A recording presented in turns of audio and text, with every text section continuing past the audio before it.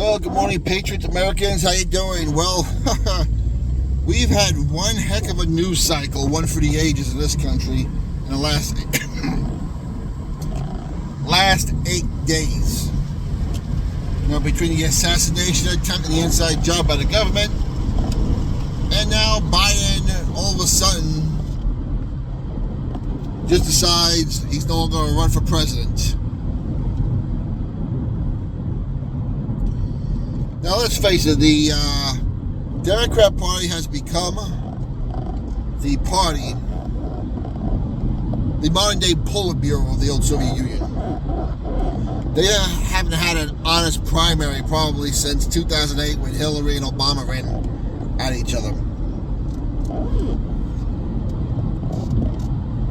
They didn't really have much of one in 2012 because Obama was the incumbent.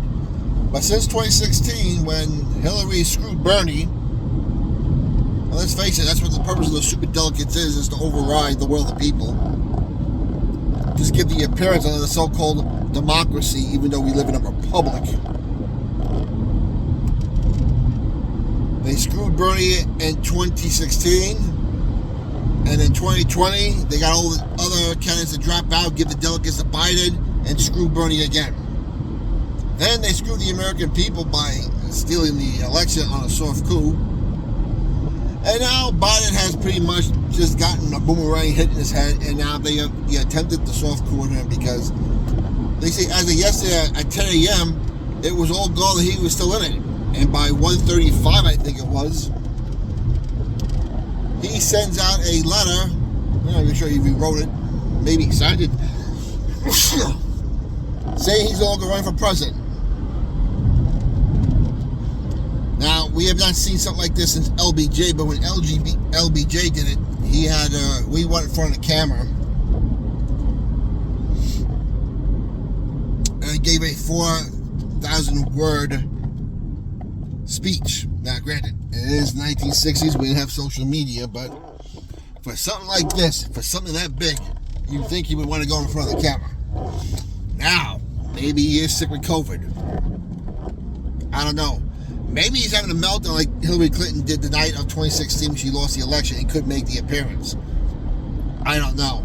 Maybe it's both. Who knows? But right now he's at his beach house in Delaware, and he says he'll make an appearance later on in the week. Now, in that letter, he endorses Kamala Harris, which is strange because I don't think he really likes Kamala Harris much, but since he picked her, he reluctantly has to endorse her. Kind of like Obama. Obama reluctantly endorsed Joe Biden years ago and probably had bias remorse as having him as the vice president. And then he was a big Kamala girl when he chose to be for Biden. Now he's having bias remorse on that because the Obamas have not endorsed Kamala Harris. Now, you think the so-called first black president, even though he isn't because he's biracial, would come out and endorse something like that right away. Well, he didn't. And neither has Chuck Schumer, and neither has Nancy Pelosi. Joe Manchin has gone on record saying Kamala's too left for the Democrat Party. Now, you know, Joe Manchin's now independent. He's in West Virginia, red state, so he has to be careful on what he says.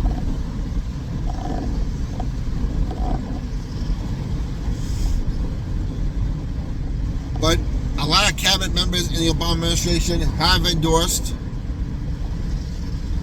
well, a few actually have endorsed Kamala Harris, hoping that they can retain their job in the White House or on the cabinet, who knows. Maybe as a spot as a VP. I mean, Buttigieg, old male butt plug, came out and endorsed her right away. But the bigwigs in the Democrat Party have not. And in fact, they're saying they're all for an open primary. A broken convention.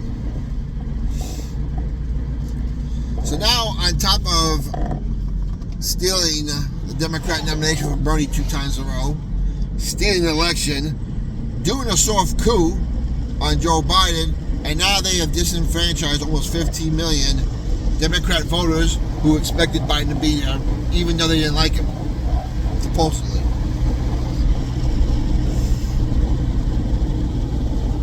Now, by law, I'm sure they're seeing what they can do legally without having to go to court or say, you know what, go F yourselves. This is what we're going to do. You're going to like it whether you like it or not.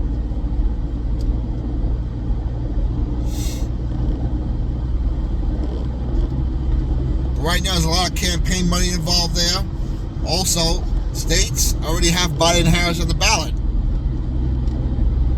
And there are a lot of deadlines. I think August 6th is one of the big ones when a lot of states have already said, no, this is it.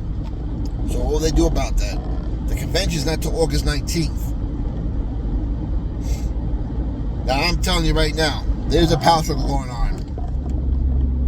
The people who came out for Kamala are vying for a spot in administration or as VP, including Newsom, which I still think he would make a run at president if he can. He's that much of a snake oilsman. Unless she comes out and announces it early that he's going to be his VP. Or if she chooses someone else, he says, you know what? I'm going to go for the president now. A lot of rumors that the Clinton machine is getting revved up. I've been saying for weeks, he's been making a lot more appearances. She seems to have a lot more Botox in that face of hers.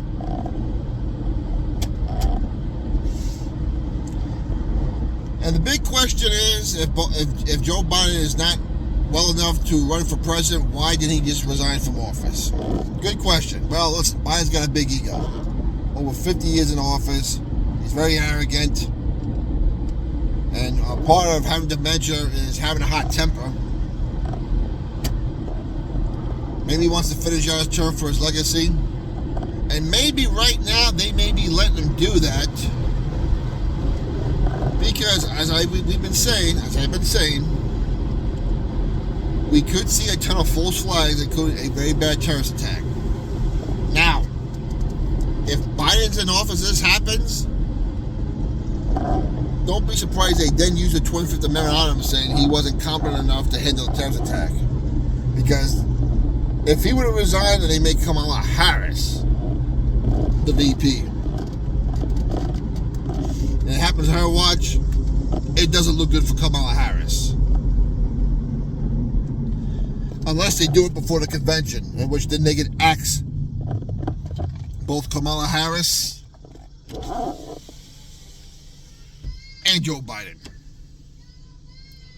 Regardless, this is what I'm thinking right now. Trump said the 25th was going to be used on Joe Biden. He's still president. It's still possible.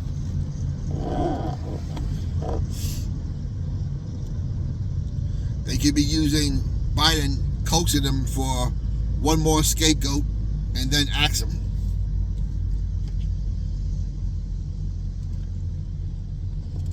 Or they set up Kamala by saying he has to go. They get rid of Biden, and the terrorist attacks happens in her watch, and now they axe her. Boy, politics is a dirty blood sport game. And I told you, I'm telling you for years that Biden was not going to make it. In fact, to be honest, quite a few people have made that statement. And we were right. Now,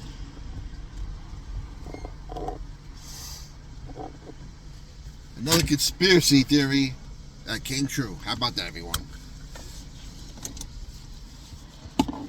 So,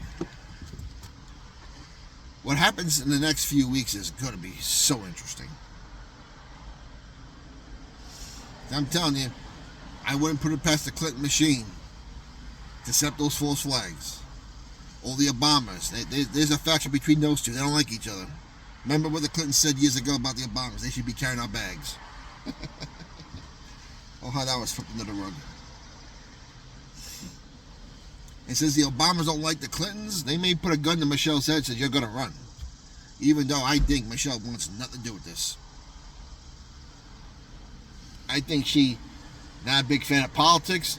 She liked the role. She liked the lifestyle. She liked the perks. She still has them. Why go into that scrutiny?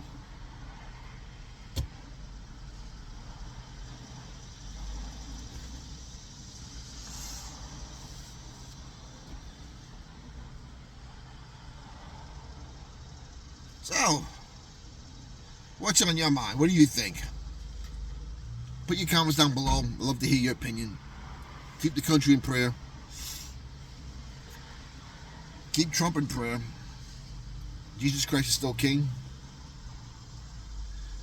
And we will talk to you later.